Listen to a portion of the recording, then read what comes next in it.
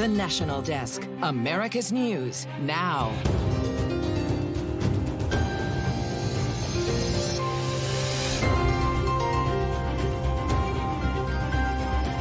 There was only one man on that stage who was capable and qualified of being elected president. It wasn't his best debate performance, but we're just going to keep forging ahead. Reactions continue to pour in over Biden's lackluster debate performance. Coming up, the possible steps ahead as some in the party consider a plan B. A tropical storm is brewing in the Atlantic. Just how likely it is that we will see the second named storm of the season form before the weekend is over. And July 4th holiday travel is well underway, but today could be the day that sets the all-time travel record, the numbers needed to make history. This is the National Desk, America's News Now. I'm Amira David. Both President Joe Biden and former President Donald Trump hit the campaign trail today, one day after the first debate of the season, with 47.9 million people tuning in. Those people saw Trump spew attacks and some falsehoods and saw Biden make many stumbles a number of times, calling into question his fitness for the job. Biden addressing those concerns at a rally earlier today. I know I'm not a young man. State the obvious. I don't walk as easy as I used to. I don't speak as smoothly as I used to. I don't debate as well as I used to. But I know what I do know. I know how to tell the truth. But he may still have some work to do to make up for a below-par performance on the debate stage last night. And joining us now with more from Atlanta is Matt Gelka. Matt? It was this moment near the beginning of the debate that set off alarm bells for Democrats. What I've been able to do with the COVID, with dealing with everything we have to do with. Look, if we finally beat Medicare. Biden didn't seem sharp, with a raspy, soft voice and sometimes jumbled answers. Trump was able to go off unchecked, and Biden seemingly couldn't keep up. The panicky headlines from multiple outlets came quick. Even close Biden allies were stunned. This was not the debate performance that the Biden campaign team wanted or needed from this debate. Look, there is no two ways about it. That was not a good debate for Joe Biden. Multiple New York Times opinion pieces called on Biden to drop out. Republicans also piled on. I feel like this is a national security risk for our country because what the world saw was weakness. A more fiery Biden showed up at a rally in North Carolina Friday and didn't speak like a candidate who will be stepping aside. I don't debate as well as I used to. But I know what I do know. I know how to tell the truth. I know how to get things done. And I know, like millions of Americans know, when you get knocked down, you get back up. Biden told reporters after the debate it wasn't so bad. And not all Democrats were ready to abandon ship. Pennsylvania Senator John Fetterman compared it to his own poor debate performance against Dr. Mehmet Oz when Fetterman was briefly written off. He went on to win the election and tweeted bluntly, "Chill the F out." It's well documented that Biden spent days practicing for the debate at Camp David. His team also helped craft the rules and agreed to the format. It further calls into question how all of that prep led to that performance last night. For the National Desk in Atlanta, I'm Matt Gelkin. All right, Matt, thank you. As for replacing Biden as the nominee, Biden himself could decide to step down, allowing another candidate to take his place. The only other option would be for delegates to vote to replace him on the Democratic National Convention floor. That would require about half of the delegates who are pledged to Biden to deny him the nomination, and would be a totally unprecedented move. Right now, severe thunderstorms are hitting the East Coast in Florida and also Georgia, as well as in the west side of Illinois, making their way east now towards Chicago. Scattered storms present throughout the South will continue through the night. Later in the evening, severe thunderstorms are expected in Kansas City, bringing high winds and the possibility of hail. The Mississippi, Minnesota, and St. Croix rivers will crest over the weekend and then gradually drop below flood levels by next week. That's according to FEMA.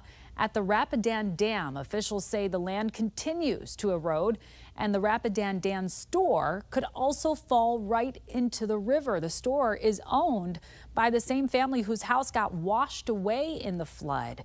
FEMA officials continue to collect damage assessments and believe there is more than enough assessments for a federal disaster declaration. Meanwhile, more than 50 million people are back under heat alerts today, a moderate rise from yesterday's numbers. Over the weekend, temps are expected to rise on the East Coast and in the South tomorrow before falling again Sunday into Monday, giving millions some relief from those high temperatures.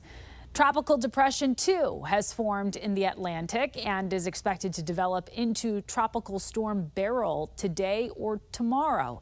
The National Hurricane Center says there's a 100% chance it'll develop in the next 48 hours. It's expected to turn into a hurricane once it reaches the Windward Islands late Sunday night or Monday. The Supreme Court held its second to last day of decision for this year's session. Among the rulings was a decision in favor of the former Pennsylvania police officer charged with obstruction for his actions on January 6th. National correspondent Kayla Gaskins joining us from Washington to break down what this means going forward. Welcome news out of Washington Friday for some of the January 6th defendants. The Supreme Court ruling that the Justice Department overstepped by charging hundreds of rioters on January 6th with obstruction. For the defendants, a very big deal. Overall, for the prosecutions of January 6th, I'd say a minor hiccup. Prosecutors used the criminal statute at the center of this case to prosecute hundreds of rioters who broke into the Capitol that day. Felony obstruction comes with a maximum 20 years in prison. Even though none of the defendants received such a harsh sentence, some are serving time behind bars. This decision could force prosecutors to reopen their cases. Many will have to be retried, resentenced, or simply released from prison. The individuals who have already been convicted, it'll depend where they are in the process. As long as they have an active appeal, then this will apply to them. Lene Erickson with Third Way points out this is just one of multiple charges many of the defendants face for actions that day. It is not a complete deal breaker on whether or not folks who invaded the Capitol on January 6th are going to be held accountable. It's really a kind of technical question around whether obstruction really just refers to things involving documents. Donald Trump also charged with obstruction for January 6th, and while that charge could be dropped in the wake of today's decision, the former president still has a mountain of other legal battles to fight. The bigger case for Donald Trump, though, is whether or not presidential immunity shields him from prosecution for actions taken while in the White House. That decision expected Monday. In Washington, I'm Kayla Gaskins reporting for the National Desk, America's News Now. Kayla, thank you. And Iowa's fetal heartbeat law can now take effect. The state Supreme Court reversed a temporary block on the law, allowing the state to ban most abortions after 6 weeks of pregnancy. Iowa now joins 21 other states with newly enacted abortion restrictions since the Supreme Court overturned Roe v. Wade in 2022. Critics and advocates for the new law reacting to the decision. Iowa will become one of the most restrictive states in the nation with a 6-week abortion ban. And I can guarantee that we will see negative effects for women and families moving forward. A baby is a unique and distinct person from its mother, and it deserves protection under our law. Tonight, 4 Missouri corrections officers charged with murder and a 5th with involuntary manslaughter in the December death of a black man who was in custody. The guards at the Jefferson City Correctional Center are alleged to have pepper sprayed 38-year-old Othell Moore Jr. before placing a mask over his face that prosecutors say inhibited his ability to breathe and caused him to suffocate. The guards face up to 30 years in prison. The Missouri Department of Corrections said today that Moore died in a restraint system designed to prevent injury and that the department has since discontinued that system. And the former police chief for schools in Uvalde, Texas, failed to identify an active shooting and make critical decisions that slowed law enforcement response to stop a gunman. That's according to a newly unsealed indictment that came a day after Pete Arredondo was arrested and briefly booked into the Uvalde County Jail on 10 felony counts, including abandoning and endangering a child in the 2022 attack that killed 19 children and 2 teachers at Robb Elementary School. Former school officer Adrian Gonzalez was also indicted on similar charges. Jesse Rizzo, the uncle of a Uvalde shooting victim, spoke to CNN today saying he was both surprised and happy over the development, yet said he wanted to see more authorities charged. In order to bring closure, you would want all the officers that didn't do their job that day, that failed to respond appropriately, you would want them to be held accountable in an equal way. Arredondo and Gonzalez are the first to be charged criminally in Uvalde in what was one of the worst school shootings in U.S. history. In the upcoming school year, all Oklahoma public schools grades 5 through 12 are now ordered to teach parts of the Bible in classes. The state superintendent said the Bible is both historical and cultural, and without basic knowledge, students won't be able to contextualize the founding of our nation. Civil rights groups call this order a violation of the Constitution and an abuse of the separation of church and state, which is not specifically enumerated in the Constitution. Uber and Lyft drivers have won a major settlement in Massachusetts. Rideshare drivers will now earn a minimum pay of $32.50 an hour. Both Uber and Lyft are required to pay in combination $175 million to the state, the majority of which will go to current and former drivers. The settlement resolves allegations of the companies violating the state's wage and hour laws. Coming up, the action the Pentagon is now taking with military assets in the Middle East as tensions escalate in the region. Then, what new numbers show about the fight against inflation and what that could mean for borrowing costs in the future. And later, the unique artwork an Ohio man creates to celebrate important moments in history. We'll be right back.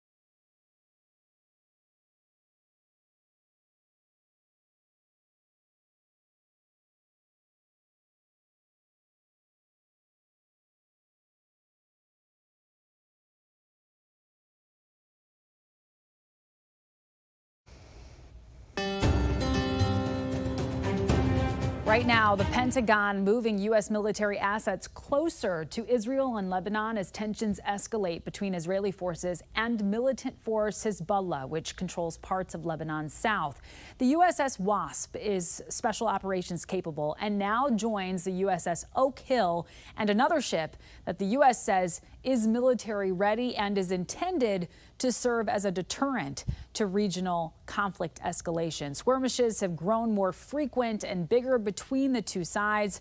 Hezbollah, funded by Iran, seemingly refusing to stand down, angered by Israel's military bombardment on Gaza in response to that October 7th attack that has claimed the bombardment has claimed thousands of Palestinian civilian lives and left the enclave in a spiraling humanitarian crisis. The military buildup comes a day after the U.S. emphasized a travel warning for Americans headed to Lebanon. The warning, though, did not urge current Americans there to leave, as Canada did recently. The State Department's latest estimates show about 86,000 Americans reside in the Mediterranean country. The last time tensions were this heightened was back in 2006, when Israel's war with Hezbollah resulted in the U.S. evacuating 15,000 Americans from the country. A world organization says the U.S. needs to rein in its growing debt or it could hurt the global economy. That's according to the International Monetary Fund. The U.S. now has done well trying to bounce back from the pandemic, but the debt is projected to go past 140% of GDP by the year 2032. The organization suggests raising income taxes for people who make under $400,000, but the Biden administration says it won't do that.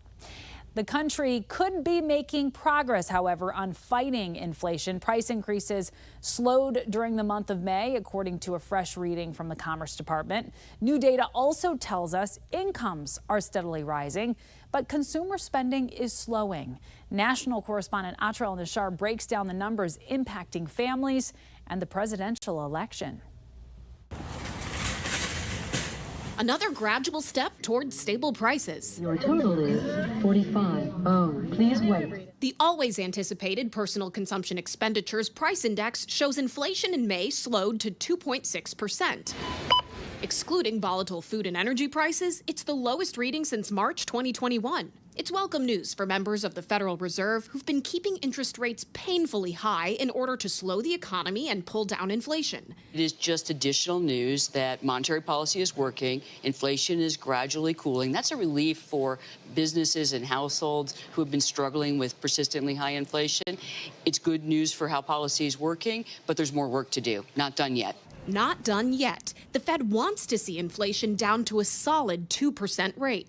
Many Americans are putting off buying a house, new car, or taking out any big loan until interest rates start going down. The consensus on Wall Street is that likely won't happen until September. President Biden, inflation has slowed, but prices remain high. Voters' top concern, the economy kicking off the first presidential debate. We have 800,000 new manufacturing jobs, but there's more to be done. There's more to be done. Working class people are still in trouble. And he caused the inflation. He's blaming inflation. And he's right, it's been very bad.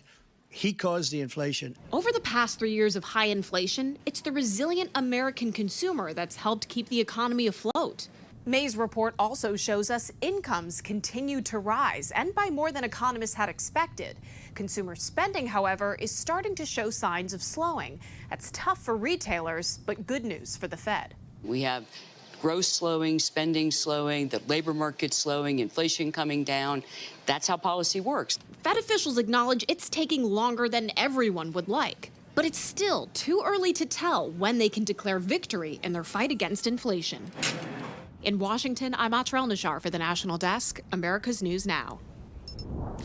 On Capitol Hill, Speaker Mike Johnson did not bring Congresswoman Anna Paulina Luna's inherent contempt vote against Attorney General Merrick Garland to the floor today. The resolution, if passed, could have the AG arrested and compel him to testify about withholding the recordings of President Biden's interview with special counsel Robert Hur. Instead, Representative Luna said on X, the House will hold a floor vote this upcoming session. The House is on recess next week and will reconvene on July 8th. Well, today could be the busiest air travel day ever. TSA planned to screen more than 3 million passengers today, which would top the previous record set on just Sunday, a few days ago, of 2.9 million. The July 4th travel period started yesterday, and it goes through Monday, July 8th. More than 32 million people are expected to be flying during that time, a pretty significant increase from where we were just last year. Fish oil omega-3 fatty acids could possibly be harmful to some patients looking to prevent heart problems. That's according to a new study. Medical reporter Barbara Morris looks into the findings to see if there still is a benefit for those who are previously at high risk. The data on the fish oil actually not very consistent. This latest research published in the British Medical Journal sending out a mixed message. It says that for healthy people who don't have any heart disease, and intake of fish oil linked with a higher risk of atrial fibrillation and stroke. So it might increase your risk of cardiovascular events. On the other hand, for those who already have heart disease, fish oil can actually prevent severe heart disease, such as heart attack. Dr. Wanlong Song, a cardiovascular researcher, points out there were a few questions concerning this latest study. One, it was observational. In other words, participants self-reported. Actually, it was not clear what the subject actually was really taking. Was it an over-the-counter fish oil supplement prescribed? What was the percentage of actual omega-3 fatty acids they consumed? Which makes his new research. The key question will be whether these different fractions have different roles or not. They also want to look at dosing of the two, enrolling patients with high triglycerides. That's a type of fat found in the blood that raises your risk of heart attack and stroke. Meantime, is it still okay to take fish oil supplement? I think probably for people who have higher risk of heart disease, fish oil is probably still going to help. Dr. Song's research is being funded by the NIH. It is small, enrolling only about 60 patients, but could be the springboard to larger, more definitive studies. I'm medical reporter Barbara Morse. All right, Barbara, thank you. And coming up, the ploy one woman used to steal thousands of dollars from several banks in Washington right in front of security cameras. We'll be right back.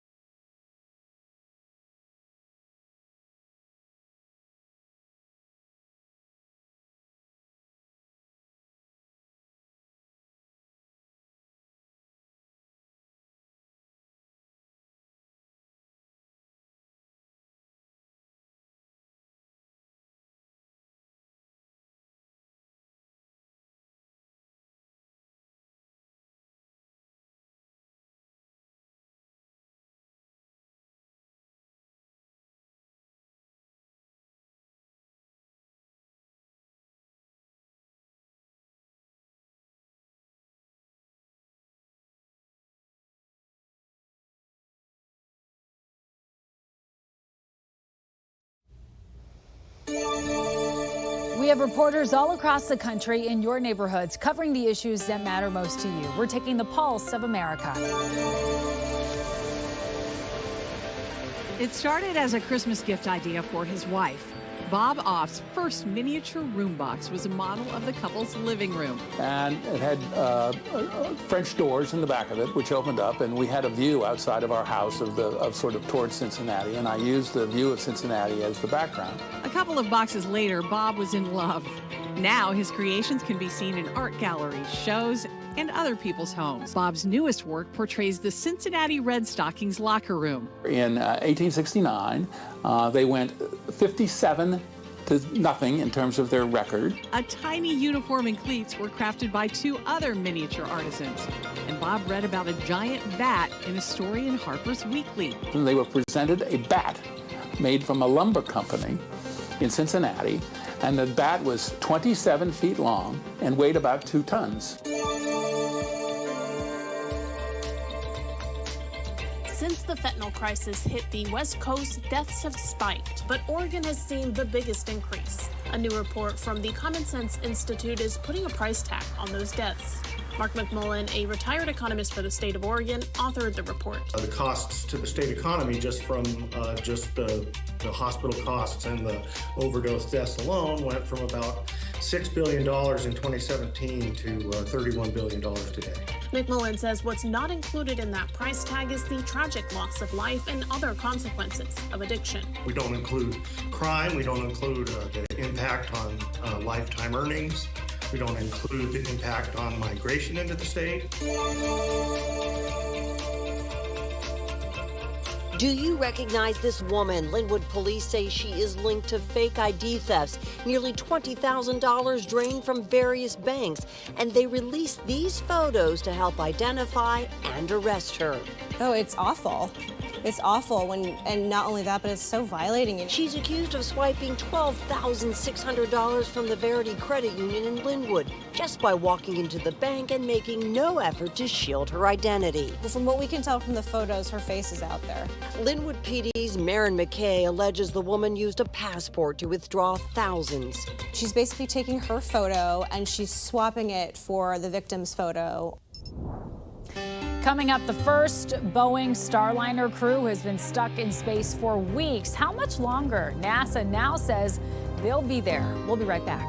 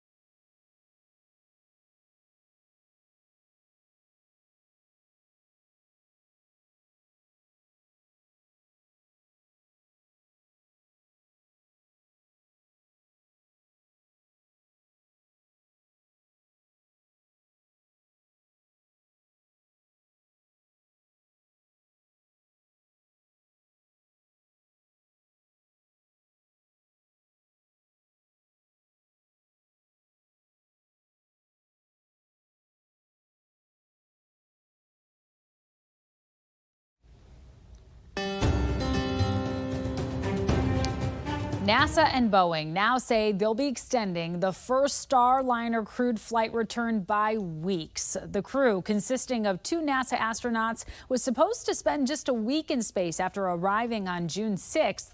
But after discovering some helium leaks in the spacecraft's propulsion system, engineers slowed down the return flight, and the crew has been there now 24 days and counting. Despite the unanticipated extended stay, officials emphasized that Starliner is safe to return, that the astronauts are not stranded, and that the delay is solely to gather more data about the spacecraft's performance. That does it for this edition of the National Desk. We do invite you to join us again this evening for more coverage on America's top stories. I'm Amira David. Thank you so much for watching, and have yourself a wonderful weekend.